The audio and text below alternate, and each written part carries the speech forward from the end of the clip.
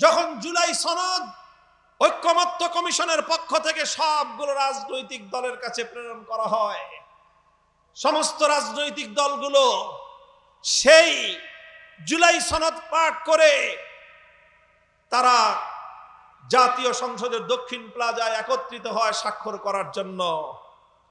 আর সবগুলো দলকে অন্ধকারে রেখে বিএনপি এবং ঐক্যমত্য কমিশন এবং অন্তর্বর্তীকালীন সরকারের কিছু বিশ্বাসঘাতক ব্যক্তিবর্গ তারা অন্তহীন এক প্রতারণার খেলায় মেতে উঠে। সেই অন্তহীন প্রতারণা ছিল এই, সকলের অজান্তে গোপন চুক্তির মাধ্যমে বিএনপির সাথে অন্তর্বর্তীকালীন সরকারের বিশ্বাসঘাতক অংশ তারা নতুন একটি ধারা সেখানে সংযুক্ত করে দেয় নোট হিসাবে।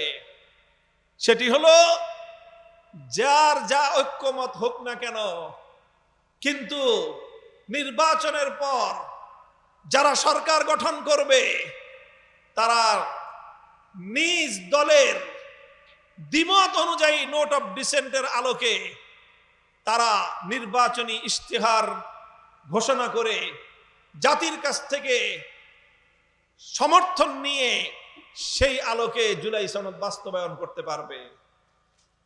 এই রকম একটি ধারা সেখানে সংযুক্ত করা হয়। এই ধারার কথা বাংলাদেশ খেলাফত মজলিস জানতো না।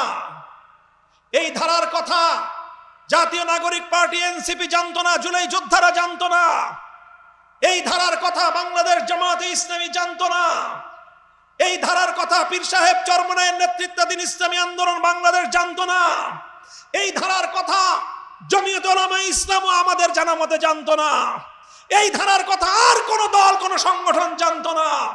শুধুমাত্র বিএনপির সাথে অন্তর্বর্তীকালীন সরকারের বিশ্বাসঘাতক অংশের প্রতারণার মধ্য দিয়ে এই ধারা সংযুক্ত হয়েছে জুলাই সনদের মধ্যে।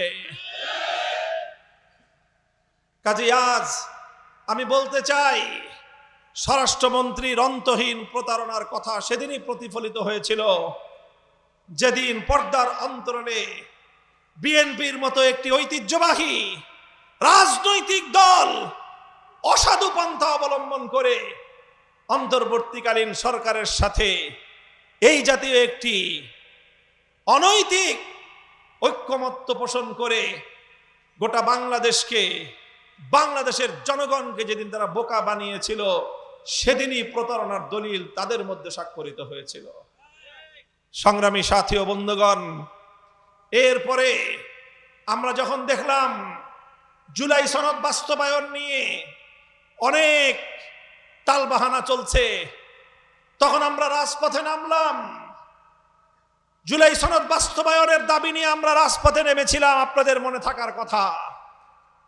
আমরা রাজপথে আন্দোলন করলাম।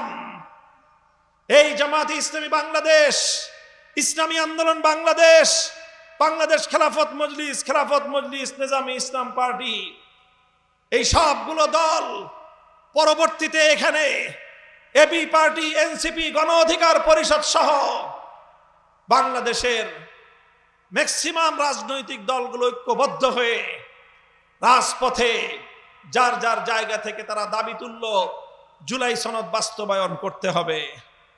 এই গণদাবির মুখে শেষ পর্যন্ত বিএনপি দল রাজনৈতিক দল হিসেবে ঐক্যমত্য কমিশনে অন্তর্বর্তীকালীন সরকারের মধ্যস্থতায় সকলের মধ্যে একটা ঐক্যমত্য প্রতিষ্ঠিত হলো। ঠিক আছে, জুলাই সনদ বাস্তবায়নের একটা রোডম্যাপ, একটা প্রক্রিয়া তৈরি করা হোক। সকলের আলোচনার মাধ্যমে সেখানে বিএনপি ছিল, এনসিপি ছিল, জামায়াতে ইসলামী ছিল, বাংলাদেশ খেলাফত মজলিস ছিল, ইসলামী আন্দোলন বাংলাদেশ ছিল। সকল